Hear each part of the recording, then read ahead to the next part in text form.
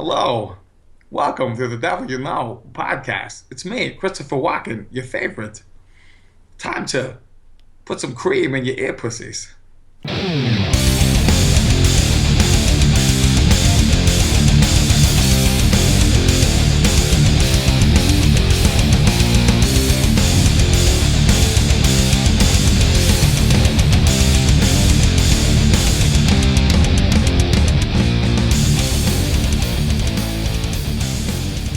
Hola, amigos. Yeah. What's up, Johnny? Nothing, man. We're up, and it's freaking late. I know it's late over there because you're in Florida. It's all right. What else am I going to do? It's the witching hour. Nice. I don't know. I don't think it is. I think like 2 a.m. is witching hour or something, right? Yeah. I don't know. I don't know my witch lore that well. Me neither. I hear they burn well. Ouch. But I've been getting a lot of feedback about reading the email thing. I didn't want to do it every week just to let everybody know. Not every episode, Yeah. We'll save them up. We'll do a couple here and there. So for those of you that are, We don't want it to turn into an advice show because, especially with us, we're gonna what kind of advice are you going to get from us? we're gonna screw somebody up because they're gonna take it serious. Get a tattoo and leave your parents' house. Yeah. Feeling suicidal? Kill yourself. We never really did hear back from that guy. That's kind of weird.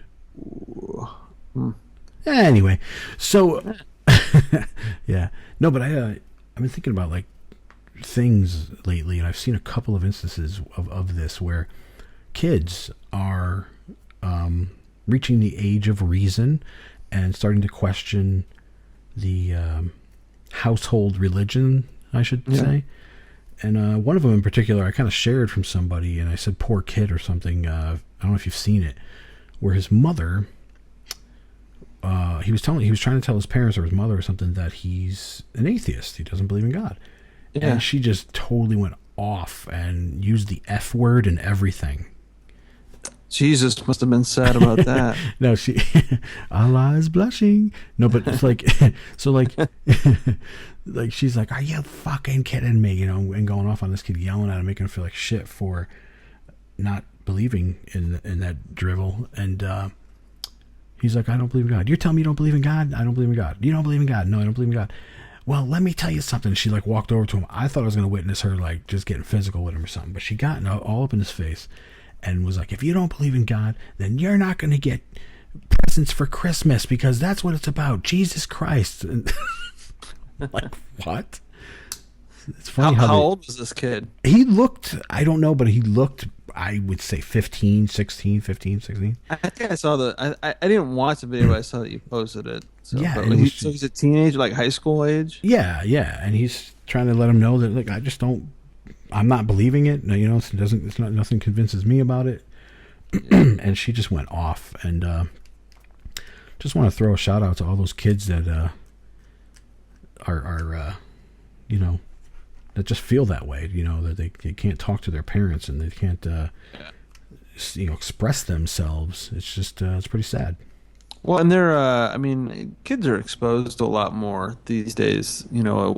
Courtesy of the internet, of course. So yeah.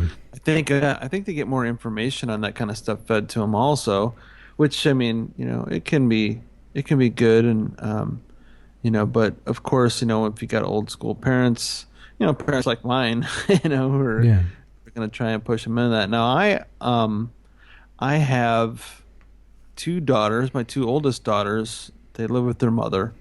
And, she's a Christian and they go to church. And if you ask them, they would say that they believe in God. But I don't feel the need to, start a war. They're happy right now. As they get older, if they have questions about things, they'll come to me. Mm-hmm.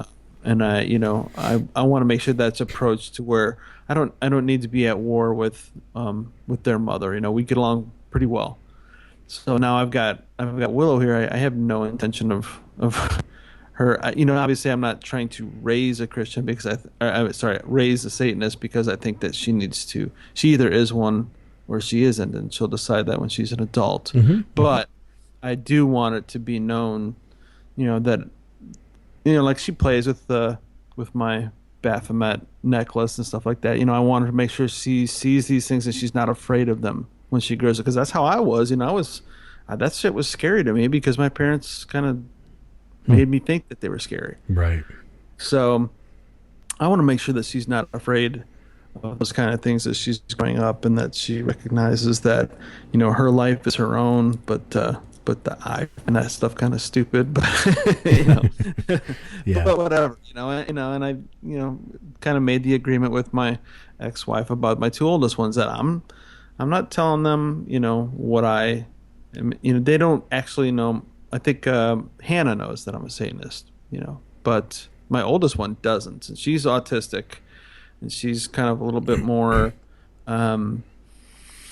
She's got kind of a little bit more of a simplicity to her life, and so there's no reason to stir up trouble. It's not gonna help her in any way. So if she has questions, I'm happy to answer. Yeah, I'm not hiding anything from them, but at the same time, I don't want to push them. And unfortunately, like I said, it was for me, I didn't have an option when I was younger. It was kind of pushed onto me, and my parents probably would have reacted similarly to what I didn't see the video. I guess I'll have to watch it, but they probably would have been very similar. Yeah, the video's funny. The thing with with my kids, like Gabby's 18, full grown woman. Well, not full grown, but you know what I mean.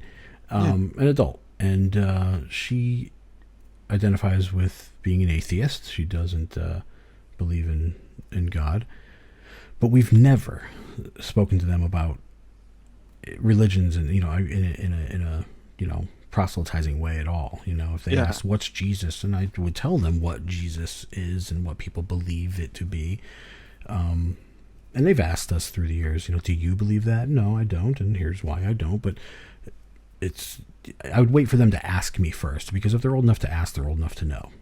No matter what the subject is, religion, sex, whatever it is, Right. If they ask, I think they should know. But Jasmine, she's turning 16 tomorrow. Actually, when you hear this, it's Tuesday, 31st, and she thinks that she's a Satanist, and she's 16. But we're still, and you would think that, when you think about Satanists, they're like, oh, they must be pushing it on their kids, and they must be doing this and all that type of stuff. No, not quite the opposite. We're kind of telling her, no, make sure you, when you're older or whatever, read things and make sure. Don't just read the Satanic Bible. Read other things and see what is being talked about and what it is, so that you can make a decision. Don't make a decision because I made a decision. Right. So exactly. you have to make your own, and I think that they're really well-rounded kids because of that. Yeah, absolutely. So, but the funny thing I had to point out with that video, I wish you'd seen it. She was yelling at her kid, and she's like, you don't believe in God? Well, you're not getting any Christmas presents, because that's what it's all about, Jesus. And it made me think that these people think of Jesus as God. Well, yeah. But that's retarded, because even Jesus said he's not God. He's the Son of God. So it just blows my mind that these people look at Jesus as a God. It's yeah, but I think there's a lot of areas where he kind of alluded to them being the same as well. But, it's all open to interpretation. That's the best thing about Christianity. The only thing, I know, yeah. You can totally make it lean your way. It's pretty easy. In the land of make-believe, yeah. I don't know. I'm not even going to talk about it anymore. Fuck it. Let's move on. All right.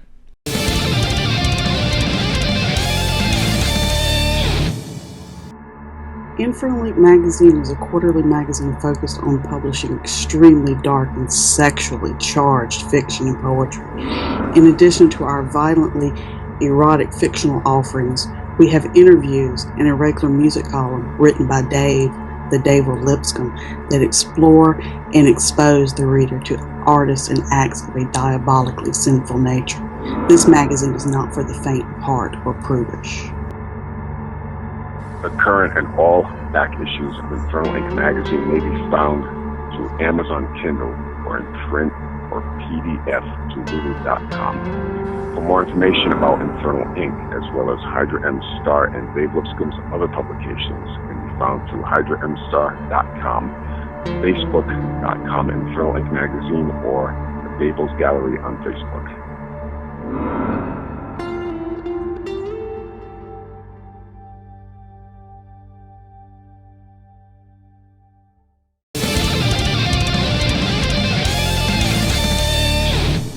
Listener submission with Raul Atondo and Matt Stover. Haven't really done the podcast thing too much. I keep up on the WNO because it's fucking hilarious. Yeah. But I just started listening to David Harris's podcast recently, like today, recently. Mm-hmm. There's just so much out there, and it's like between, like I love the WNO because it's like it's right there. They're not at fucking like 1,000 episodes. It's like 29, and it's like, okay, we can talk about this, and there's just so much out there, and oh my god, dude, there is so much. I'm not like I've subscribed to so many different podcasts that are just run by Satanists specifically. Yeah, and I don't have the time to listen to them all the way. And I have a 35-minute commute to and from work, and I just can't get it in. I can't get that in. Yeah. I can't get my Audible books in. I can't get my music in. It's like it's hard to find the time for everything. And then like all the products, all the I Satanist stuff, all the other stuff everybody's doing. Yeah. Like I just don't have enough time and money to keep up with what everybody's doing. Yeah. I want to, but I just don't have the time or the means to do so. Yeah, I hear you, man.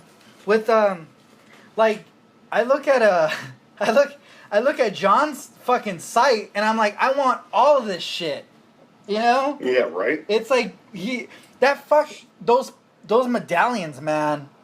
Jesus Christ, that medallion is so fucking sexy. Like the the 3D one it's that one, and they're all fucking sexy. Like I look at one of the ones that Marilyn Mansfield fucking uses, and I'm like, that's fucking sexy too, you know?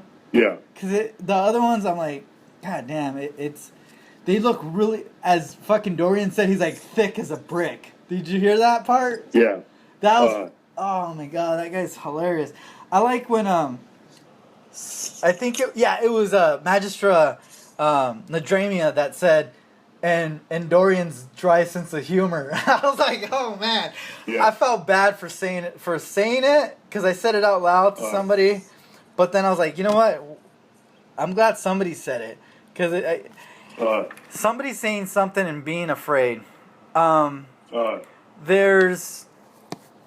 was listening to the one... I like when people say massive badass speeches. I just hate when I find out that I wasn't there to hear them. So, when Magister Bill M was episode 29 was... Have you heard that one already? Yeah, I've heard it. I just listened to it like 2 days ago. Okay. They were talking about Magister Bill M. He was... apparently he made a speech, and I was like, oh shit, that's something else. And how he said something that somebody's saying something that not everybody else will say. And then I'm like, that's fucking balls right there. And one Satanist saying amongst a bunch of other Satanists, and it's like, fuck yeah, man. Balls on top of balls. And it's like... Yeah, that's... Fucking Bill is like that. He'll say what's on his mind. He's pretty badass about that kind of thing. Yeah.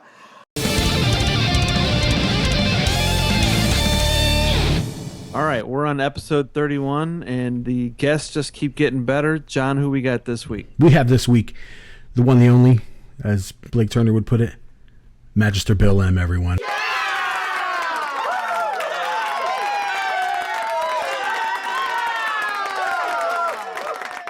How you doing, sir?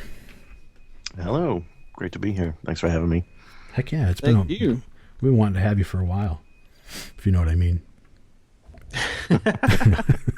No, yeah, really, we're really glad to have you on here. We've enjoyed your show plenty of times, and before we got our own show going. So now it's good to have you be part of this. Is one of the people that lead the way. It's an honor. Mm-hmm. Oh, happy to be here. Awesome. So we're fresh off of the 50th anniversary, and of course, you had a really great speech while we were there, and I think it had a pretty good impact on everyone there. Could you tell us a little bit about, for those who weren't there, what your speech was not only about, but also, I guess, maybe what encouraged you to bring that topic up? Yeah. Sure. If listeners aren't sick of hearing about the 50th, I know, right? You covered it so well in the last couple of episodes. I don't want to make it sound like I'm repeating stuff, but my salon talk. There were lots of things. I could have wanted to talk about, but I was asked to do something that preferably was in line with 50 years and the longevity. And I thought about how, being in the Church of Satan, I've been a member for about 20 years, how I've seen people come and go, and I've seen people who were sort of big names within the COS at some point, fade away, or in extreme cases become like disgruntled ex-members. So that was a topic I wanted to explore, and I call that spotlights, people coming in and out of the spotlight. And then that sort of made me think of other analogies, using the simple light analogy made me think about, well, if these are the spotlight people, and the extreme people who don't get it, let's call them dim bulbs. No illumination from them.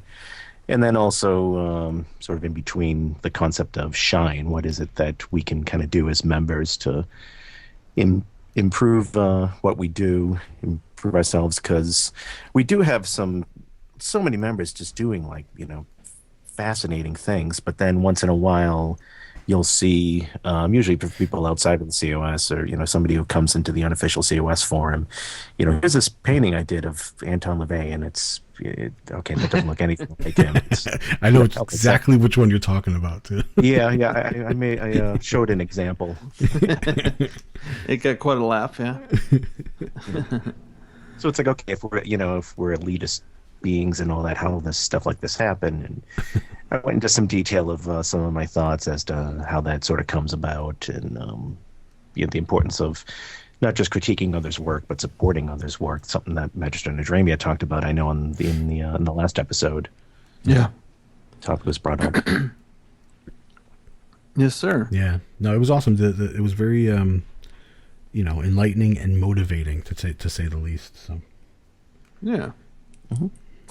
So, obviously, you've been a member for a long time, then, and then we've also seen, of course, plenty of essays on the Church of Satan website. Obviously, you do a lot of writing. Mm-hmm. Are we going to expect a book of Bill M's essays anytime soon? Yeah, eventually. Yeah. I have stuff going back to the print days, for those of you who don't know. Yeah, there were these things in the 1990s and even 1980s called zines, where we'd actually physically print things, and you had to order them from catalogs and stuff. And so I was printed in some of those long-lost essays from there. But yeah, I remember a couple years back I talked about the idea with Reverend Corvus Nocturnum, and he said, "Ooh, if you want to make a book, let me know. I will publish it." So I said, okay. And I was interviewed a couple months back where I mentioned that, doing a book. So now that I mentioned it twice publicly, I have to do it. Yeah. I think I would definitely. I mean, I've enjoyed your essays, and of course some of your darker humor, of course, that we all love, and your essay on your Darth Vader shirt, and yes, the Darth Vader shirt. Yeah, of course. Of course, that stands out. Yeah, that actually came about when somebody was on Letters to the Devil. Some guy who was kind of like trolling and said, like, I don't really understand this with Satanism. Don't, even still, I understand now it's like a symbol, but doesn't that still mean you have to be for, killing and destruction and stuff? And I think that was when I came up with like the Darth Vader analogy. And right, yeah. So. You finally made it an essay some years later. I like how your voice changed when you were imitating the person. You're like, no. It's so funny. I guess that's the voice I hear in my head. Right. We all hear that. Especially, yeah. Especially as an admin for the unofficial forum on Facebook. One of the things I do. Right. Which I think has cleaned up considerably in the last couple of years. Because it used to be a real mess of a place. Yeah. But we got a good admin team and cleaned things up. I know I have a hard time sometimes with being on there, like where I see somebody post something that I just like, shut the fuck. But then I know you just gotta just chill out, Yeah. They don't always get it, I guess. I don't blame Church of Satan members at all for sticking with members-only forums. It's one of the nice side perks of membership, being able to just talk with just members. And all right, great. Now we filter out all the Illuminati people and all the dim bulbs, and great. We can actually talk about no Beyonce stuff. Allowed. Yeah. Yeah, but I also do see the importance of having the unofficial page as well, and every now and then you'll find an occasional shining spotlight in there. There's some potential great members in there, and you don't want to detour them away because they're getting blasted for something, first phaser or something.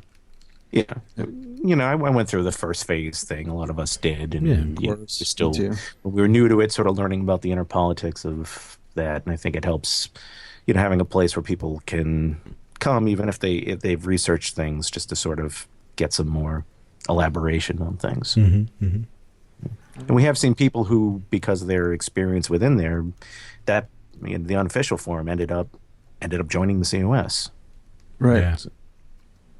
Awesome. No, that's awesome.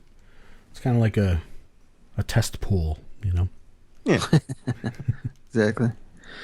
So let's talk about something, I guess, that a lot of people would know affiliated with you, a little creature known as Satan Bear. Yes, Satan Bear. Satan Bear. Where did Satan Bear come from? I actually got him from a crane machine at it was at Bickford's, which is a chain that's kind of like Denny's. I don't know if they're only in the Northeast. I never heard of that one. What's a Dickford? Won him to pee with. Oh, sorry. Yes, exactly. But I got him from the machine. This was around the early 1990s. But as soon as I got him, I was like, yes, I got Satan Bear. And he did not come with the pentagram. That's something I added. But he was a devil bear, probably Valentine's Day bear or something like that. And the pentagram was actually it's a leather bracelet I bought at an occult shop somewhere. I live near not too far from Salem, Massachusetts, where there's a big pagan occult community. I used to go to Salem almost every weekend when I lived back in Connecticut. I used to go there almost every weekend. Loved it. I grew up in town next one over, so awesome. Nice. Well, familiar with it. Yep. Yeah, when it came time to doing the Devil's Mischief and stuff, I wanted a mascot, so ended up taking photos of Satan Bear and then eventually putting him into the videos I made on YouTube. I make the videos every year for Radio Free Satan, sort of as a Christmas card. Yeah. Satan Bear doing things. So. Nice. Yeah. Yes, saw him at the 50th. That was fun. So. Yeah. I think a lot more people at the 50th wanted photos with him. Yeah. I noticed a few people posting that, hey, look who I got to see. He's like Flat Stanley, he just goes everywhere. It's funny. Yeah. Well, there have been some times where I didn't, bring Satan Bear, and people were really disappointed. So I knew for the 50th, I was people were asking, "You gonna bring Satan Bear?" I was like, "All right, I'll bring Satan Bear, sure." You should do you should do some kind of a regular short with him, like a Mr. Bill kind of thing, but Yeah, I thought of that. It's sort of like the Satanic Soupy Sales or something with and Satan Bear. I have used on a couple of specials. I used the alleged voice of Satan Bear to do some introductions and stuff, where I just do a shift the pitch of my voice up and. Let's hear it. What does it sound like? That's Satan Bear. Well, I can't do it right now. I record my voice kind of high, and then I use effects to shift the pitch up, so it's almost like the Chipmunks. Sweet. Nice. All right. So, and then obviously that has led to, of course, what you were just talking about a moment ago was the Devil's Mischief, your podcast, which is obviously collections of, well, I guess it should be obvious, but for a lot of people it's not, collections of some of your favorite comedy bits. Yeah, comedy and novelty. The novelty is admittedly more of a filler. It's mostly comedy, but yeah. I've been doing that for 13 years now, and so I believe it is the longest running satanic podcast. I don't know who might have me beaten. I don't think anyone. I don't think so. No. But yeah. I think just to like get a podcast up to like episode 10 is unheard of. Just because I've seen, because so I mean, well done for you guys on 31. I mean, I may be up to the 500s, but it's still like a huge leap. The leap from 2 like 10 is bigger than from like from the 30s to the 500s, because I've seen, especially on Radio Free Satan, people who get excited and they submit a podcast and it's like after 2 episodes they just sort of like run out of ideas and realize it's work. Yeah, we realize that pretty fast. You got to put something into it. Oh no. Yeah. Right. I guess it's like they have all the time in the world to produce that first episode, but then it's like blow their load. Now you have now you have another week to go get or another month or whatever. Now that does that take a lot of research for you for doing? Because I mean, like I know when it comes to music, if somebody said do a theme of certain topics that bands sing about, that would be a little bit easier for me to I guess think of where would I find that, like what album, versus trying to think of which album Patton Oswalt did a little bit that I liked. So does that require a lot more research than say something music, or is it just something that that well? Yeah, it's a mix of both. I mean, I sort of know ideas of, I have some ideas of things like, I really want to go play this bit in the next episode, or this is a topic that's been on my mind lately, or hey, Christmas is coming, let's play some of the novelty songs like that from Bob Rivers. But a lot of episodes also come about when I have something I want to play and think, okay, this other piece could go well with that because it's kind of the same topic, and maybe this other piece too, and then before I know it I have a whole theme episode. A lot of times I might do things with no theme, or I just try to group a couple different comedians together to fill up a good amount of time. Yeah. So when did it start? When did it first start? It's about 15 years ago, you said? About 13 years ago. So okay. It was 2003. I wanted to start it even before then, but way back when, in the earliest days of Radio Free Satan, we had a rule that we were not going to play anything from a major label, because the original owner, had this big fight, protest against the RIAA, Recording Industry Artists of America, and wanted to keep things underground and all that. And George Carlin, his releases were on Atlantic Records, and so I said, well, if I can't play George Carlin, then forget it. I'm not gonna do that. And then what happened was Magister Paradise had a show called Heavy Metal Memories in the early 2000s. And when it was like launched, he announced he was going to do it. I was like, wow, I don't know how you're going to find stuff that's off of the major labels, but I'll be interested in hearing.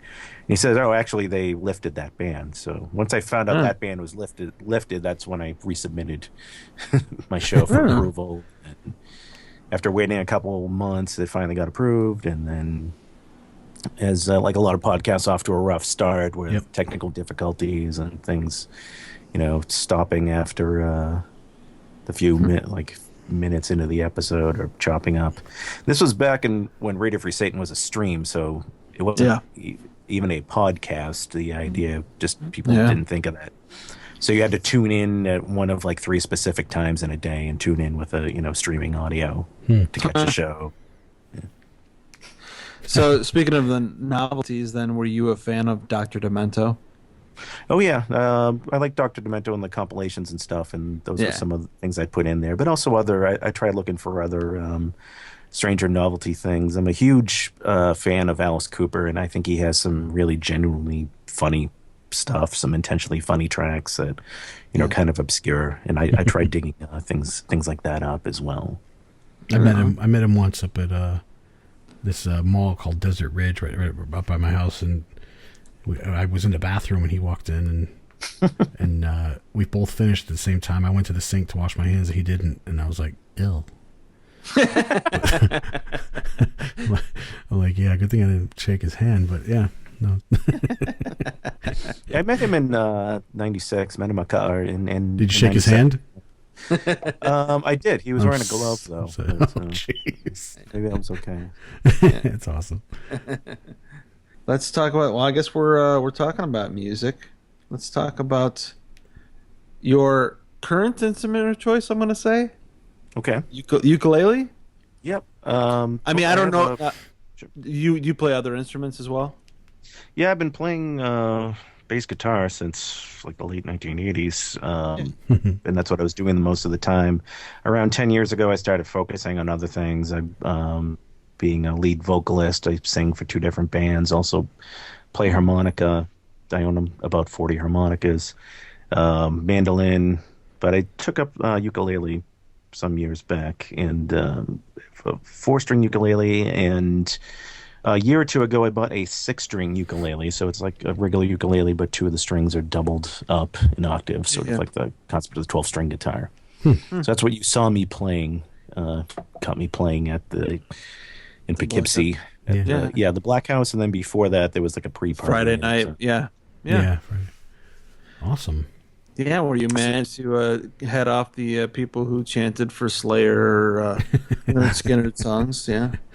Yeah. I have my standard responses for that, so kind of working some comedy into my act as well. I gotta say, I don't know if you heard it, but when we were interviewing Blanche Barton, and you were in the background, it was just I heard that icing on the cake. It was really cool. I was kind of embarrassed at first. I was like, "Oh God, it sounds like they're trying to interview Blanche, and it sounds like I'm I'm causing noise in the background." No, it really was cool though. I thought it was really it was there was like 2 songs that managed to make it in there. But one of them was Motorhead's Shine, because when Lemmy passed away, I actually did a ukulele tribute to Motorhead. I did like 4 Motorhead songs adapted for the ukulele, and I made sure I put the microphone up like really high above my head. I did that. Lemmy style. Of course. I host an open mic at a coffee house, like coffee shop, like twice a week. Is there anything you don't do? Because we haven't figured it out yet. Trying to cram all I can into one episode. But the Motorhead song that was in the background there was Shine. And I didn't even think about it till like later, like, oh yeah, that was like one of the topics of my talk too. Yeah. It came full circle. That's pretty cool. The ukulele. I'm sorry. Reverend Adam had mentioned he wanted he liked the song "No Voices in the Sky," so we did that off the cuff there as well. That was fun. Sweet. Nice. Played that. No, it was really. It set a nice ambiance to the house, while we're all, just conversing and things like that. It was cool to hear in the background. Oh yeah, I guess it's sort of like the, how Satanists do like a campfire song. Yeah. Do Motorhead and Satan Takes a Holiday and stuff like that. But play that in the living room. Nice. Yeah, it echoed through there really nicely. I liked it. So I would have to assume that you played in metal bands then when you were younger than in the 80s? What you were talking about? Makes you think that? Yeah, I did. It's funny, when I was in high school, I was in this like speed metal band, and then it eventually like evolved with people coming in and out, and we ended up within like 5 years being like this jazz fusion improvised band. It's pretty strange, but yeah, I was in some metal bands, especially earlier. Have some terrible stories about those. Let's hear them. Yeah, okay. We used to play this place called the Escape Club, and we're being dumb teenagers. We signed a contract to play with them, and it was one of these places where they said you have to sell like a minimum amount of tickets, and then everything after that you get to keep. Ooh, cool. Yeah. I remember those places. Yeah. the reality, of course, is that like trying to get like your friends, most of who don't have like a driver's license, to come out on a Thursday night, like an hour away at this place. Yep. And especially if we all know like most of the same friends, like we were lucky sometimes to like break even, and there were some cases we even like owed money and stuff. Yeah. And they used to record you from the sound booth, deck. Yeah, from the booth, and for $5 you could buy the tape. And I should dig up that tape because it's pretty terrible. Not just musically, but just the way. When you say tape, you mean cassette. Yes. Yeah. Well, some of the millennials that are listening right now have no idea what you're talking about. What's that? It's an older form of a CD, which is an older form of an MP3. Why do they put a pencil in it? Yeah. But the thing was, they didn't microphone like one of the guitars, and they microphoned the drums, but not the cymbals. So it sounds like this whole like tribal beat going on. My bass sounds like I'm playing through like a tin can. And they used to make videos too, where they had like a still camera on one side of the stage, and a friend of mine, his band played there, and they were being filmed. And this bassist friend of mine is like about 5'5", and his like guitarist is like 6'5", and he was closer to the camera. So basically, because of the perspective of it, like one guy looks like a midget and like a giant. I remember plenty of those days of recording from the board. Yeah. Oh yeah. And it always felt too like when you wanted to have a full crowd at the place, so you would just sell those tickets that you had to, and then you just seemed to, even though you wanted to make money, you just end up giving away the tickets that are supposed to be your money. Yeah. Yeah. Yeah. Well. Live and learn. Yeah, we were also put on with like a bunch of death metal bands, and we were, like, more of like a speed, more of like melodic thing, thrash metal kind of thing. Mm-hmm. So we would like finish a song, and then we would get like dead silence. not even like booing. Just like silence. Like, the cold shoulder. You could just hear girls going, "I don't get it." Why don't they just what is leave? This sounds like melody or something. I don't get it. That's funny. So needless to say, I'm much happier these days with the bands I'm in, and doing more of the singing of other stuff, and playing the uke. Yeah. So now, are you doing many performances with the uke? I'm using that. Yeah, I'm doing that mostly at like the open mics and things like that, and even doing some little composing and stuff. Mostly, I'm singing right now for actually 2 Led Zeppelin tribute bands. Nice. Which make a lot more money than the metal bands I was in. Damn, you must have some pipes then. Zero's greater than negative. Yeah, well, I got to. I certainly wouldn't have been able to pull it off if I didn't have some kind of vocal training and learned more about my voice and did warm-ups and sticking with only water and stuff. But otherwise I wouldn't be able to sing Zeppelin for 2 or 3 hours. Yeah. Oh God. I remember doing some Zeppelin back when I first started, but keeping up with that is kudos to you. I think like so many singers, like they go into singing because they want to be in a band and not have to learn much of anything about music. And I think that's the wrong approach. I think like as a singer, no, you should learn about music theory and apply these things. Yeah, absolutely. Heck yes. All so tell us a little about George Carlin, your love for George Carlin. Sure. I created georgecarlin.net a few years ago when the domain name was available, and a lot of that grew out of a frustration for seeing so many of these fake George Carlin quotes that were floating around the internet. And of course, it's still out there. Yeah. There's that whole essay, like The Paradox of Our Time, that people like to forward. And, George Carlin wrote this really heartfelt essay. It's like, no, he didn't write that. That was actually a Christian pastor who wrote that, and it doesn't even sound anything. And he himself called it out on his site, and he said it's embarrassing, and he referred to it as a sappy load of shit. Nice. I just love how real he is, He's down to earth, just real. Yeah. So I mean, I've been a fan since I was a kid, and always I sort of followed him as if like I was following like my favorite band, where I wanted to buy all of his albums and literally go to the performances and buy the T-shirt, and I saw him live about a dozen times. Try finding anything I could related to him. So I put some my knowledge of George Carlin together also in that forum by taking his catalog and breaking it down into what I think were different phases of his career, because his style evolved over the years, but I think there were definite points where he was evolving into something else. Nice. Yeah, I bought all of his specials. I love that guy. Right on. So you just felt like there was a void, and that's why you kind of decided to, like, have you ever heard from, I mean, obviously he's not with us, but I mean, whoever is in charge of his recordings now, I mean, is that something, when you took that name, that the GeorgeCarlin.net, did that cause any controversy at all, or were they glad to have somebody take care of that?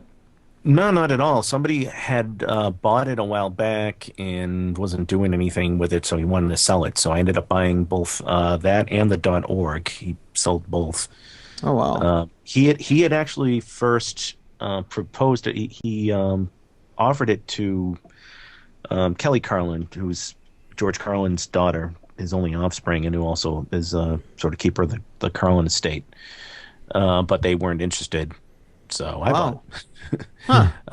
Kelly Carlin still runs GeorgeCarlin.com, the official website, but I have never, ever conversed with her. I've written to her in the past, but never heard anything back. I have talked to Sally Wade a number of times. I talked to her now and then, who was George Carlin's widow. After George Carlin's first wife passed away, he remarried, I think about it like a year or two later, and was with her up until his death. And I, told her about the site, and she just said, wow, cool, great. And, so no, I haven't gotten, complaints about anything. I'm certainly not putting any, copyrighted material or things like that up there. People yeah. Perfect. Excellent. So I've been checking out Facebook and stuff, as we usually do every day, or every hour, but we've seen some stuff, some memes going out now that you're involved in. Tell us a little bit about that. Yeah, there's you may have seen the page for Dr. Shits, the PhD in satanic memes. People keep asking me if I am the creator of that page, and I am not, actually.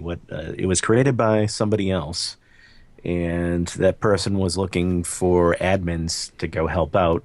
Mm-hmm. So I said, I'd like to be an admin, and here's my list of comedy, satanic comedy administration credentials, because I have a few. Yeah, right. Obviously. Yeah. And the guy who wrote back, it was actually somebody who was on my friends list, who I had talked to before. He was a fan of the Devil's Mischief, and so he was happy to have me aboard, and I started making the memes there. And I have memes I've made also from on the Satan Bear page on Facebook, right? Because as much as I love doing the Devil's Mischief, of course I can't. It doesn't really support the picture format since it's a podcast. So, I suppose I could say it. I suppose I could say to the mic, "Hey, this thing I drew. I wish you could see it." It's. But the stuff I've put on there, some of that has been going viral, which is nice, and there's certainly more to come. I just made a new one tonight. So it's some good shit. Yeah, he had made it, I guess, out of the frustration that we've seen some of these other pages of supposed satanic memes, and a lot of it's kind of stuck on the phase one stuff, stuck on like the Christian bashing, and it can be funny, but how about okay. More stuff. Yeah. More satanic stuff. Even if it's stuff that only, jokes that only Satanists will get. Right. Mm-hmm. Yeah, what I've read so far is pretty freaking funny. Yeah. Awesome. So let's, what do you say we get into the satanic part of your life where, like, It's all satanic. Yeah, well, you know what I mean. Like back, let's go back when you were growing up in your household. Was it religious? Was your parents, pretty religious? It wasn't a heavy religious household, but for lack of a better term, it was a somewhat religious household. My parents were Catholic, both identified as Catholic, and my mother was also a CCD teacher, which is the Catholic equivalent of Sunday school. So there was a lot of that growing up. And that doesn't sound religious at all. Yeah. And also, of course, it was in the 1980s, and my parents had bought into some of that satanic panic hysteria at the time. So some of that, of course, was like causing tensions. I mentioned at some point, my friend is playing this thing, Dungeons and Dragons. I want to, head over and check it out. And Mom's kind of muttering something about that. I heard it's blah, blah, blah, devil worship. And I just laughed because it was like the most absurd thing I had ever heard. Like, Dungeons and Dragons, really? Like, you roll a 20-sided die and... Really? Are you worshiping the devil the next? No. It's funny. I actually read is in a mathematics book, Numeracy by John Allen Paulos, was talking about the claim around that time that there's a link between Dungeons and Dragons and teen suicide because there were something like 6 or 8 reported cases of these kids committed suicide and they played Dungeons and Dragons. But the author pointed out, it's like when you take into account the fact that they've sold like 3 million units, and compare that to the average rate of teenage suicide, it actually turns out that if anything, you can jump to the conclusion that playing D&D lowers your risk of committing suicide. These kids all ate bacon. Bacon's evil. Because you stayed up all night eating pizza, playing this fucking game. And also, because you're hanging out with friends, you're socializing and stuff. You're determined to get the So what you're saying is Dungeons and Dragons brought you to Satanism. Yes. It didn't stop you. I rolled a 20. You know how hard that is? I was forced to go through the ritual of confirmation, which thing that Catholic rituals do. I have a good relationship with my parents, and years later they realized that was a wrong thing to sort of force me to go through. This was still years before I had found Satanism, but certainly within a number of years after I had already firmly rejected Christianity. It was at least like another 10 years when I said, okay, this is bullshit, that I discovered Satanism. But at the same time, I came to realize from my parents' perspective, like a lot of baby boomers, they have that tie-in with their religion being sort of like an ethnic thing, and also pressure from the community because, if my mother was a CCD teacher and her son didn't show up for this, this sacred ritual of confirmation, she would have to go answer to the, the community and the parish and all that. So I guess my parents' mentality was like, just go through it and get it over and done with. Yeah, definitely. Understood. Yeah. So you mentioned that you found Satanism. How old were you when that happened? I'd always heard about it because of the Satanic Panic, and even had like a copy when I was 13 or 14 of the Satanic Bible I had borrowed. And I at that time, I just like skimmed it at best. It wasn't until I was in my early 20s that I found the Satanic Bible again and actually sat down and read it critically as an adult. And this is when I was moved away and in I think like my last year, second to last year of college. So when I've run into people who say, "Oh, you're a Satanist because you're like rebelling against your parents' religion." It's like, no, I had already moved out of my parents' place by the time I found it, and I get along fine with my parents. Thanks. Yeah, that's funny. So did you? Can't think. When you took on the title of Satanist, how did you tell your parents or friends or anything? I told like some close friends. I've not told my parents. To the best of my knowledge, they still do not know. They're probably going to find out one of these days. I'm just not looking forward to the day that happens, because I'll have to explain it. And I run into people who are like, "Well, what I told my parents, and it's fine. Why can't you just tell your parents?"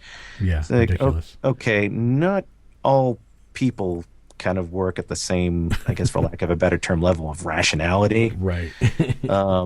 There are some people who just cannot have like an objective conversation about like certain things. Like, for example, like trying to have a conversation about, like, say, World War II.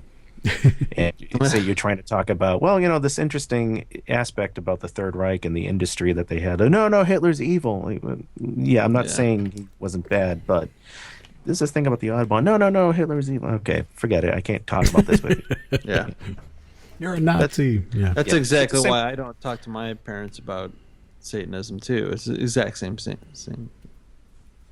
Yeah, and we get, again, I get along fine. With my parents, they have some idea I'm into. They know I'm certainly not a Christian. They've long accepted that. It just becomes unnecessary. There's no advantage to telling them. Yeah, exactly. So yeah, understandable. So you mentioned that you're coming out with a book. We're looking forward to that. You have to do it now. But there's a rumor that you're helping someone else with a re-release of their book. Can you tell us about that? Yep, Colonel Akula, who's been a dear friend of mine for many years, he had a couple of books on satanic combat sciences, which you could call it. He had Fang and Claw, and then a second follow-up book, and they've been long out of print, and a lot of people have been, trying to find copies, and eBay comes up pretty barren, or comes up expensive. And so because of the demand, he's decided he wanted to go re-release those. Sweet. And he and I talked about it. Excuse me. He and I talked about it, and he was looking for his copies, and he basically has no electronic copy of it. Like he said, like, he had it on a disc, and I think like either like the disc like got corrupted or whatever. And this is over the zip drive. yeah, it probably is. 10 to 15 years ago, whenever he wrote it. Yeah. So the thing is, like, the next best thing is that, okay, I'm going to take my physical copies of his book, and I'm going to have to, unfortunately, bend the spine out of shape, but scan every goddamn page and, convert that to text, and then he's going to edit all that together. So it's going to be a long process, but we'll eventually we'll work it out. Good. That's awesome. There was actually a group of people when I met him in New York. There was a group of people around, and everybody was asking him, "Do you have any copies of those?" And so I knew there was definitely a demand for it, because I was going to ask him, and then I thought, well, everyone else is already bombarding him, so he knows. So, cool. Looking forward to that. And will it come out before the re-release of Church of Satan from Blanche Barton? Sorry, I had to say. Yeah. It's a race. Blanche, please release it. Well, hopefully the Warlock don't get pushed back anymore. So I know. Oh yeah, it's coming up. I was saying, I really hope the opening words to the Satanic Warlock is like, if you skipped reading the Satanic Witch waiting for this book, then you should close this and first read the Satanic Witch. Well, I've got to read a few parts of it, so it's definitely good. But yeah, I was in shared a cab ride with Magister Bob in DC for the year 50, and he had gave me the sort of like a 5-10 minute conversation about like some of the highlights and stuff, which was like, ooh, sounds interesting. Yeah, can't wait. Bill, one of the things I always enjoy about you is on Facebook, I don't know if you do this on other social media, is that you're just really good at being very straightforward, to the point of when somebody just doesn't get it. And it's interesting to me, because I think, like, there's been times, in the past where, like, I've been on the wrong side of, a comment where, all of a sudden here's Bill M's comment, and I went, shit, he's right. But then there's other times where it's like, yeah, get him, So I don't know, I really enjoy, I really enjoy seeing that, because, sometimes we all need that. And just to, I guess, maybe gain the right perspective sometimes.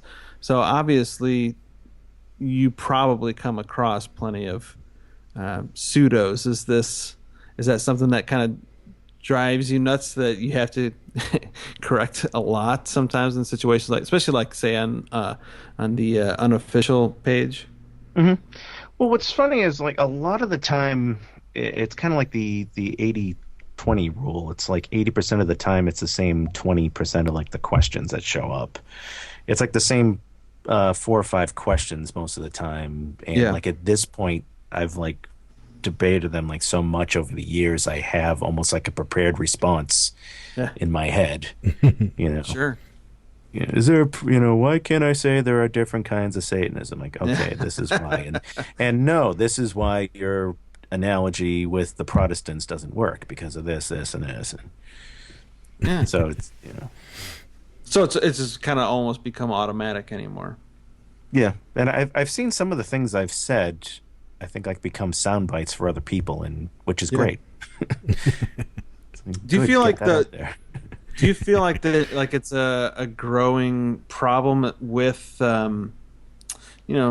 these other organizations that are constantly on the news nowadays and they're calling themselves Satanists? I think the past has proven that true Satanists are smart enough to not actually have any trouble as a result. But do you see this being a growing problem, or something just more of it? They'll fade off eventually. Well, it might seem like a growing problem, but when I think further back, it's not really that new of a problem, because I remember 10, 15 years ago, there was a group trying to call it, and I knew the people who organized it too, that tried calling themselves the First Church of Satan. Oh yeah, and it was the same. Yeah, and it was the same sort of idea where they, were trying to be like an ecumenical group for all left-hand path people, which is an inherent contradiction, anyway. But that's the thing. People try doing that every like so many years. I see like some group saying, "I'm gonna, we're gonna be this all-inclusive group for both, LaVeyan Satanists and devil worshippers and this and that," and it doesn't work because we're an adversarial group. You can't really work collectivism and ecumenicalism into that. And then other people who are saying, we're going to try to whitewash, the name and do things for the, community, and like we're seeing with some groups now. And no, it doesn't work. It doesn't work for the same reason, white witchcraft or Christian rock doesn't work. You can't be Striper ruled, man. Yeah. You can't be both self-righteous and a badass. I'm sorry. Yeah. So do you think that we're just seeing it? Does it just seem like we're seeing it more because social media just blasts it at us all the time? It gives everyone a voice. It's because, I think it's because it's one thing that is different is we are seeing a lot more clickbait than we have in years past. And what kills me is like these journalists who are posting these things that are just plain false, and just interview these devil worshippers or whoever and take their word for it. And he says like this Church of Satan died in 1997. Yeah. It's like, you're a journalist, you could have taken 10 seconds to like look at Wikipedia or something, and confirm this. It's like, what sort of journalism are you doing? You're not doing any. That's against their interests, though. They want the struggle, the strife, they want the bullshit, dirty laundry. It becomes all about who can make the best clickbait headline. Right. Report news. Yep. And again, it's nothing new with what people making the same sort of mistakes of trying to fit Satanism in where it doesn't fit in. Right. So you don't think we should have a statue then, or what? Ouch. But it's got children. No, go ahead, Bill. We hate how religious people have monuments up, so we're going to do that. Yeah. Protest that they can't do. Well, I had heard that the original threat of the statue was merely to get the 10 Commandments down. But that, I guess that's kind of like a win-win for them. Like they could just say that, so that way if it fails, and which I do believe the 10 Commandments statue did come down. in that situation. Yeah, not because of them, but because of somebody, some else. Yeah, I forget the full story. Baptist group, Yeah. but I mean that group, the statue group. Let's look at the facts here. Like the high priest of that group resigned, quit the organization after he realized, like, oh, these people actually don't have any real knowledge of Satanism. They're just sort of left-wing. Great. Which seems to be definitely something that's growing in those groups is just absolutely no knowledge of how can you call yourself any kind of Satanism group and not at least look at the first and foremost the Satanic Bible? Even if you're going to go to pseudo writings after that, you would think that would be the first thing you'd want to. I don't know. Why am I thinking for people that don't think, though? Yeah. But getting back to the topic of like addressing trolls and the like, I have actually gotten a lot of essays, I think, from that. A lot of the essays I've written have been, come out of like a frustration of a response. In fact, I even extrapolate that to say some of my accomplishments, and I'm sure other Satanists can relate to this, come out of like a frustration. Anton LaVey said, he made the Church of Satan because if he didn't, somebody else, perhaps less qualified, would try to do it. Right. And, I made the Devil's Mischief, where it's like hearing these like really crap, comedy shows saying, no, here's all this great stuff that really should be put together and people should hear. So, God damn it, if I got to do it, then fine, I'll go do it. That's why Dorian and I made a podcast. No, I'm kidding. I'm just kidding. Exactly. Bill M just plays a bunch of comedy clubs. He doesn't talk enough. God damn it, we got to do this. That's awesome. But creatinggeorgecarlin.net came out of frustration. It's like, okay, these supposed fans that are sharing like the paradox of our time. It's like, yeah, can you be a fan? You've never even bought like one of his albums or right. Yeah. Well, it's like watching his videos on YouTube, dude. Right. Yeah. Exactly. Somebody's got to do it and do it right. So yeah. Excellent. It's awesome. Well, all right. Let's get to the question. Okay. We ask this of all our guests, Bill. What does Satan mean to you? Well, Satan means, of course, the adversary in Hebrew, the adversary. But I think to extrapolate from that, if you take a look at all of these sorts of things that have been given the devil's name, atheism, critical thinking, lust, greed, humor, justice, we sort of take all those things as Satanists and use Satan as the metaphor for that, and rather than trying to feel ashamed, we embrace that and wear that on our sleeve. Excellent. Yeah. That was great. Yeah. It's definitely in the top 30. That's awesome. No, seriously. Oh, I beat somebody. Right. Wait, top 30, and you had a repeat guest. So oh, wait. Oh, that's right. Yeah, but wait, didn't we say last week it was in the top 60 or something? I don't know. Yeah, top 40. And I was telling Patrick, I'm like, yeah, that means 10 people that come on after you are better than you.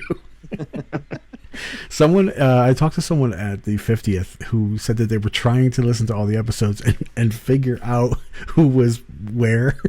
Yeah. And I'm like, yeah, don't.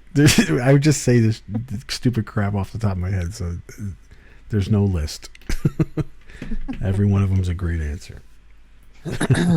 But Bill, where can people find you? Like, where do they need to go to check out all your stuff, man? I'm on RadioFreeSatan.com, still doing the Devil's Mischief there, and also producing Confessions of a Wicked Witch for Magister Grain. I'm hoping she needs to get a new episode of that out, so hopefully she'll be doing one of those as well. Great. On Facebook, on Twitter, it's Bill M. So search around the usual satanic places for Bill M. So. Awesome. All right. And GeorgeCarlin.net. Yep. Yeah, and GeorgeCarlin.net too, of course. LordofCokeandHotDogs.com. That's an old site, but some people still remember that. Love it.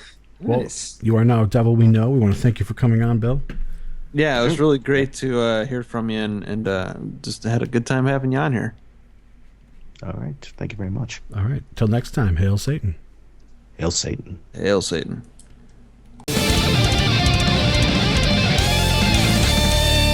Thank you for listening to another episode of The Devil You Know podcast.